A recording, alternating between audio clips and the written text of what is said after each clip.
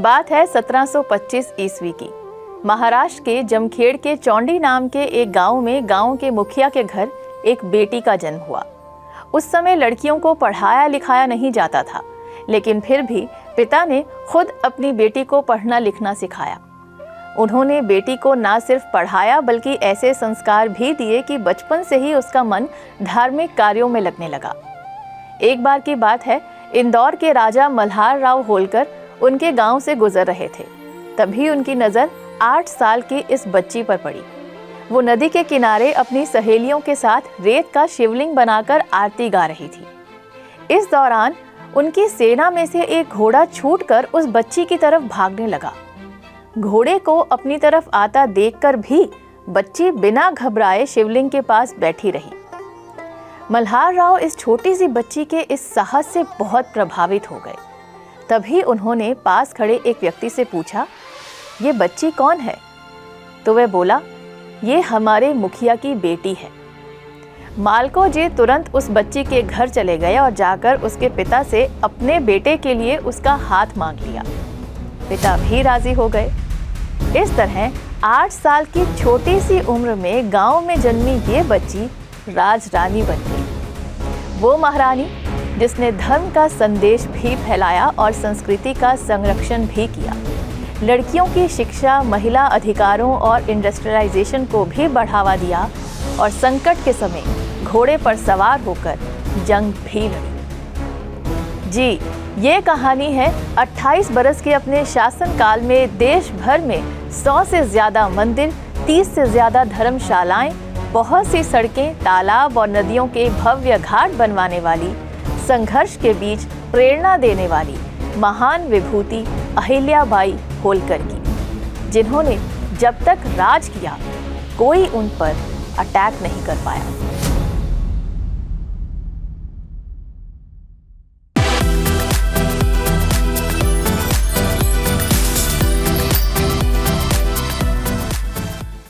नमस्कार, मैं हूं निधि चुग। बात चल रही थी अहिल्याबाई होलकर की। राजा मल्हार राव होलकर के एकमात्र पुत्र थे खांडे राव। इनसे शादी कर अहिल्याबाई मालवा आ गई थीं, जिसे आज का मध्य प्रदेश कहा जाता है। इंदौर मालवा की राजधानी थी। खांडे राव पिता जैसे पराक्रमी नहीं थे।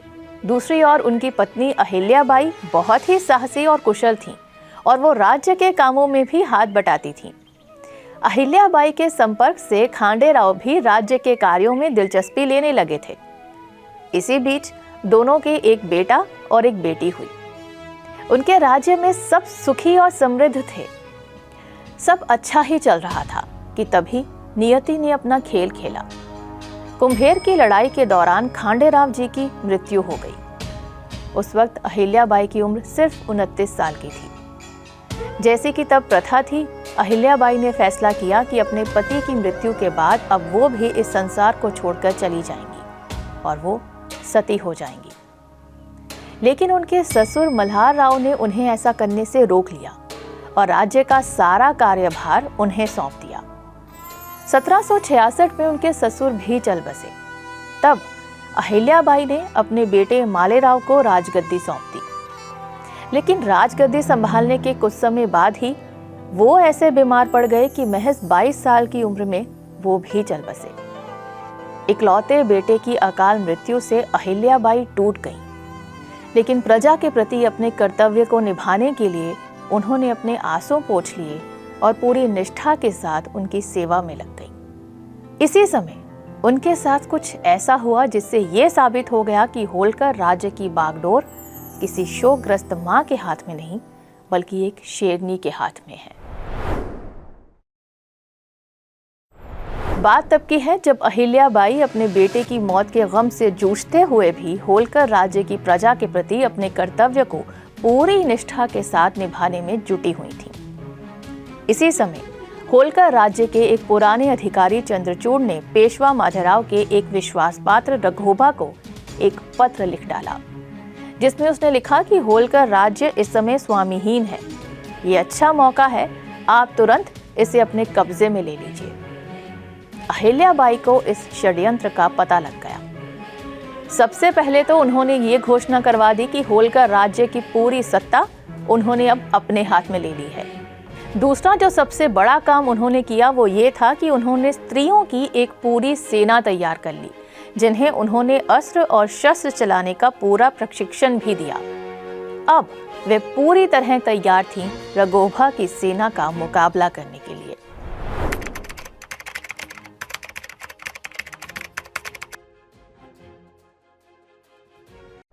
महारानी अहिल्याबाई होलकर जी ने अपने सेनापति तुकोजी राव के हाथ रघोबा को एक चिट्ठी भिजवाई, जिसमें उन्होंने लिखा, पेशवा साहब, अगर आप युद्ध के लिए आमादा हैं तो आ जाइए, हम अपने दरवाजे खोल देते हैं। आपने मुझे अबला समझा है, लेकिन ख्याल रखिएगा, आपकी सेना के शिप्रा नदी के इस पार आते ही हमारी तलवार चलेगी। मेरी स्त्रियों की सेना आपसे लड़ने के लिए बिल्कुल तैयार है। लेकिन जरा सोचिए, अगर आपने हमें हरा दिया तो इतिहास क्या कहेगा? लोग क्या कहेंगे कि एक शोक में डूबी स्त्री को हरा दिया और महान बन गए? कोई मेरी हंसी नहीं उड़ाएगा, सब आपका मजाक उड़ाएंगे। लेकिन अगर हम जीत गए तो इतिहास ये कहेगा कि एक नारी की सेना के सामने आप टिक नहीं पाए। बस इतना ही कहना था। ये चिट्ठी तीर का काम कर गई। रघोबा समझ गए कि अहिल्याबाई से मुकाबला करने का सिर्फ एक ही मतलब होगा, और वो है अपनी इज्जत खोना। इसलिए उन्होंने होलकर राज्य पर कब्जा करने का विचार छोड़ दिया। उन्होंने अहिल्याबाई को संदेश भेजा कि हम आपसे लड़ना नहीं चाहते थे, हम तो बस आपके बेटे की दुखद मृत्यु पर संवेदना प्रकट करने के लिए इंदौर आना चाहते थे। इस पर अहिल्याबाई ने जवाब दिया, संवेदना प्रकट करने के लिए सेना लाने की क्या जरूरत? आप अकेले ही आए, होलकर राज्य आपका स्वागत करेगा। इस तरह अहिल्याबाई बिना जंग लड़े ही जंग जीत गईं।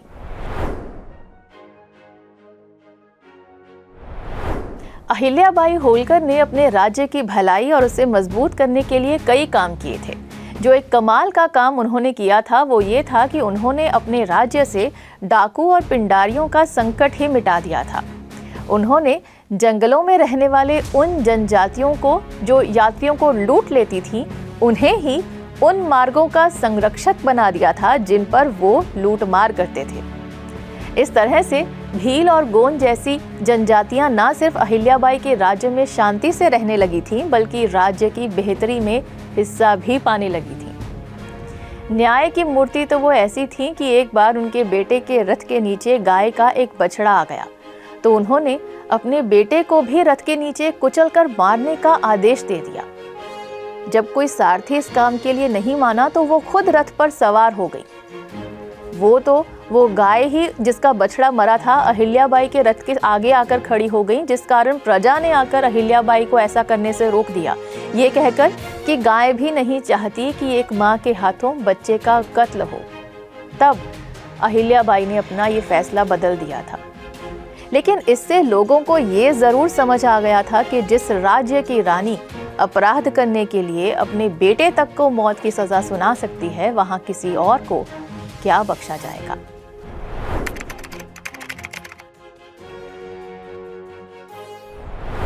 अहिल्याबाई इंदौर का राजमहल छोड़कर तीर्थ स्थान महेश्वर में आकर रहने लगी थीं। महेश्वर को उन्होंने अपनी नई राजधानी बना लिया था। यहाँ वो बहुत ही साधारण से घर में रहती थीं, जिसके दरवाजे हमेशा सबकी सहायता के लिए खुले रहते थे। उन्होंने हमेशा स्कॉलर्स, ट्रेडर्स और आर्टिसंस को संरक्षण दिया। इसी कारण उनकी राजधानी महेश्वर अपने शिल्पकारों, मूर्तिकारों और कारीगरों के अलावा साहित्यिक, कलात्मक और औद्योगिक उपलब्धियों के लिए भी जानी जाती है। मराठी कवि मोरोपंत, शाहिर अनंत पहांडी और संस्कृत स्कॉलर खुशहाली राम जैसे विद्वान उनके राज दरबार की शोभा बढ़ाते थे। उन्होंने सड़कों की दोनों तरफ छायादार वृक्ष लगवाए। न सिर्फ अपने राज्य में बल्कि हिमालय से लेकर दक्षिण भारत तक कई तीर्थ स्थलों पर कुओं और धर्मशालाओं का निर्माण भी करवाया। उनके द्वारा बनवाई गई कई धर्मशालाएं आज भी इस्तेमाल हो रही हैं। अहिल्याबाई ने ही यहाँ टेक्सटाइल इंडस्ट्री भी लगवाई थी, जो आज तक अपनी महेश्वरी साड़ीज के लिए लोकप्रिय है।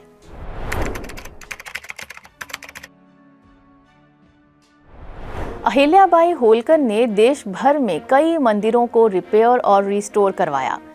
बद्रीनाथ, द्वारका, ओंकारेश्वर से लेकर पुरी, गया और रामेश्वरम तक हर एक तीर्थ स्थान पर किसी न किसी रूप में अहिल्याबाई का योगदान रहा है। काशी का विश्वनाथ मंदिर, जिसे 1669 में औरंगजेब ने नष्ट कर दिया था, उसे भी उन्होंने 1780 में रीबिल्ट और रिस्टोर करवाया। इन स्थानों पर उन्होंने बहुत से त्योहारों के लिए चंदा भी दिया। संभल में जो श्री कल्की धाम बनाया जा रहा है, उससे 20 किलोमीटर दूर प्राचीन कल्की मंदिर है, जिसका जीर्णोद्धार भी अहिल्याबाई होलकर ने 18वीं शताब्दी में करवाया था। शिव भक्त तो वो ऐसी थीं कि भगवान शिव की पूजा के बिना पानी तक नहीं पीती थीं। यहाँ तक कि अपने शासनकाल के दौरान जब भी उन्होंने कोई राज आज्ञा जारी की तो उसके नीचे कभी अपना नाम नहीं लिखा। उस राज आज्ञा के नीचे हमेशा श्री शंकर लिखा जाता था।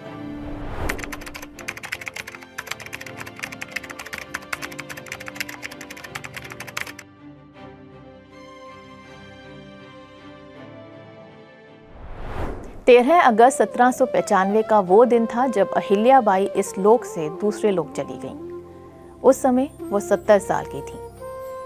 भले ही वो इस दुनिया से चली गईं, लेकिन उनकी लेगेसी आज भी जिंदा है।